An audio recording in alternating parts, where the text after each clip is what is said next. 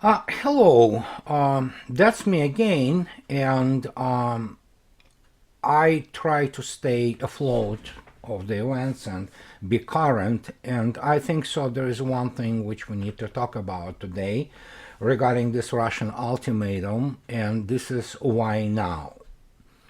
There was a lot of analytics and analysis produced in the last few days since Russia's foreign ministry basically published their ultimatum. And of course, there are first reactions which are already known. And we already know that both President Biden and United Kingdom already stated that there will be no military support for Ukraine, and we knew that. Just recall that President Putin, a few months ago, with the provocation of the Royal Navy's destroyer in the waters near the Black Sea, he stated very clearly, if we would sink that thing, there will be no real serious military action. Everybody knows what is going on in terms of military part because it's easy. Russia, as I already stated, Russia has an enormous escalation dominance in the Eastern Europe. So basically, that means militarily Russia can defeat just about anything, any combination of force, both conventionally, let alone in nuclear way. God forbids us to go there. But the question which kind of was missed and was needed to be asked, and today I finally read that somebody, brilliant woman, I quote her in my books too, Irina Alksnis of RIA Novosti, she indeed asked the question, why now? Why Russia moved that way, including China? And the answer is, of course, multifaceted and multi-layered. It's never black and white, simple and single factor, which is in foundation of what is going on and in foundation of the dynamics of the international relations today and global political realignment, geopolitical realignment. But again, allow me to remind you something. I was writing about this for now many years. This is, if you don't remember, I wrote 5 years ago, actually. And I already stated, if you read it attentively, that that's it, guys. I mean, and this book was written in 2017, and it went in print pretty much in January of 2018. But then, of course, we had the March 1st address to Federal Assembly by President Putin, and that's when he revealed the new weapon systems. And we had to return basically the book from the print. I had to write additional large chapter on that, but basically everything what was previously written there held true. It just was merely update on what already have been predicted and forecasted. But of course, this year I published this book. And this book basically explains why now. You have to understand, and I am on the record constantly, is the fact that Russian political top is on the receiving end of one of the best, if not the best, geopolitical analysis in the world.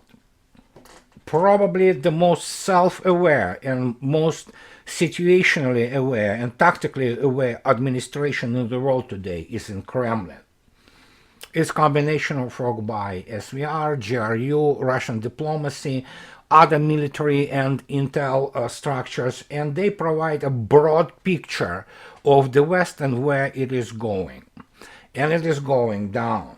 As I already stated that, and in my latest book and throughout many of my video casts, is that United States is on such a decline that at this stage you really cannot do anything. And that's what Irina Alksnis also noted today. It's the fact that the flooding of the market with money, with US dollars, it already took on the logic of its own, and it's basically not controllable anymore. You cannot control it no matter what measures you try to take. It's over. It's basically the inflation is in full swing, and it will reach the hyperinflation indices or levels very soon.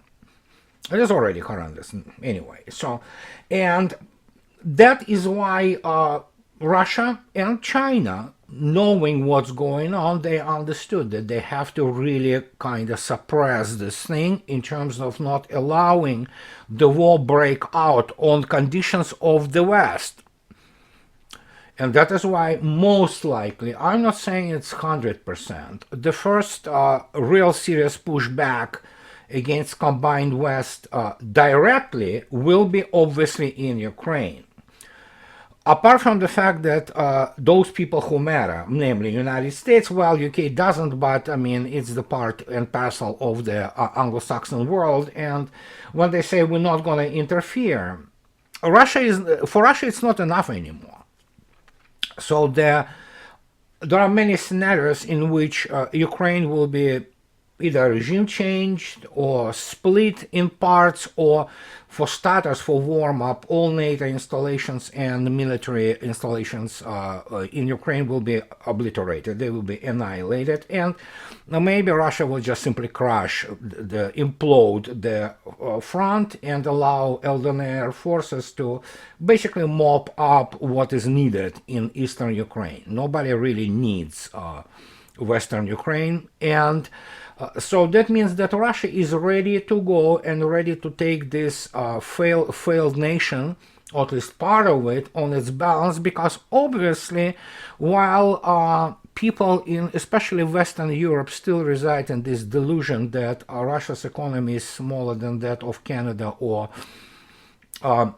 Netherlands, of course the reality is, and that's what is another thing I need to talk about today, and you can obviously look at the data in my blog, it's the fact that even Germans who still reside in this delusion that somehow the economy is larger than that of Russia, they really need to face reality. First, as I already write non-stop, Western economism and the way this funny thing, GDP, gross domestic product, is calculated is a complete fraud. It's monetary confusion, and it doesn't reflect the real economy.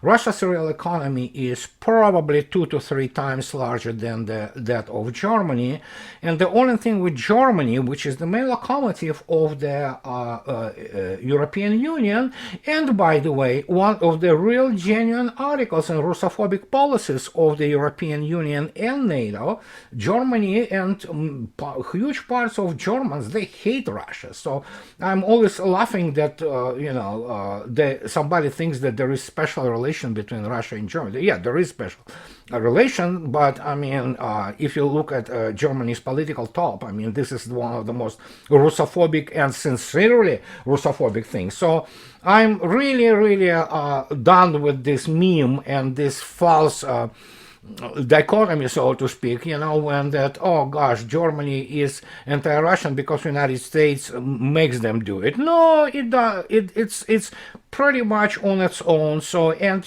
forces which really are predispositioned to cooperate and work with Russia, they're few and far in between, and that's the way it is. I mean, there's obviously some segments of German society which are very well predisposed towards Russia, but they are not majority, and most of them anyhow are in the former Eastern Germany. So once we remove that, we need to understand that if you look at the fundamental indices, economic indices, from energy production to energy consumption, to fundamental indices which is the composite index of national capability, Russia beats Germany 2 to 3 times over, from steel production to energy production to consumer goods. Russia produces very many its own consumer goods. Germany doesn't even have full-blown self-sustained industries such as aerospace. Germany has obviously the integration facilities for the Airbus, and it still retains some degree and some competences in machine building complex, such as engines, turbines, some machining systems and things of this nature. But I mean, Russia has it, and it's growing. And but if you look at the shipbuilding, Russia's shipbuilding, it just absolutely dwarfs that of Germany. You look at Russia's processing of the hydrocarbons. Germany is not even in the picture compared to Russia, especially these gigantic facilities. And then obviously steel. Russia produces more than twice the steel output of Germany. It produces more than 10 times aluminum output than Germany. And so if you begin to look at it like, oh my gosh, but they live better. Well, they used to, but their gap in terms of the standard of living is not as big as it used to be. Some Russian cities taken separately, when I talk about Moscow, Moscow's standard of living is extremely high. It's probably, it's on the equal with the best of the West European cities, capitals. But if you take, in general, a Russian standard of living, you will see yourself, it's not that much lower than in Germany. Not to speak of the fact that Russia is growing. Germany realistically is not. And there you go. United States, we all know what is going on with the United States. I am on the record. We discussed it many times. So West is not just weak militarily, it is weak economically. And that's what is the danger. And so in order to prevent it, in unleashing the war, because there are many elements in the West which are really not healthy people, and I mean mentally healthy people. And I am also on record constantly. We are looking at people who have some issues, okay, mental issues, and they are sociopaths and some of them psychopaths, which would have very little inhibitions against the unleashing the war or starting some really bad situation. So Russia in this case does what's only logical, saying that basically it is going to hell, and it is going to hell. So it's time to basically define the framework in which the West will finally basically surrender and stop being provocative and stop being aggressive. Will that involve, as I already stated, splitting Ukraine and basically removing basically aggressive and proto-Nazi regime in Ukraine? Possible. But most importantly here, that it is a message to the combined West and United States as its leader that the game is over. So now people say, oh, what if the United States doesn't respond? Well, the United States already responded. It certainly stated that it's not going to interfere militarily. First, even if it wanted to, it has no forces to do so. But secondly, it's going to be the play now for procrastination and trying to get Russia into some long duration, futile discussions and negotiations. And basically to dampen the effect of this, Russia will not allow to do that. And I think so we are facing very, well, quote-unquote, interesting developments in the coming months. And there were already some sounds and noises coming from Ukraine that some, oh my God, some embassies already in Kiev, they trying to look for the escape routes and evacuation routes. Well, possible, but I think so we will see initially fairly small militarily steps, but if need be, Russia has an immense escalation dominance and she can basically change regime in Ukraine without actually going there in with the ground forces. LDNR forces slightly improved, slightly augmented with who knows how many, but not many Russian, vacationers, let's put it this way, and polite green people, but supported by the all might of Russia standoff weapons, they can pretty much mop up the most of the Ukraine. And after that, yeah, there will be negotiation on how the NATO could be rolled back to 1997, when it basically, by means of Clinton administration and many Eastern European diasporas in the United States, basically broke their promise, well, West lies, okay, so to Russia not to expand NATO.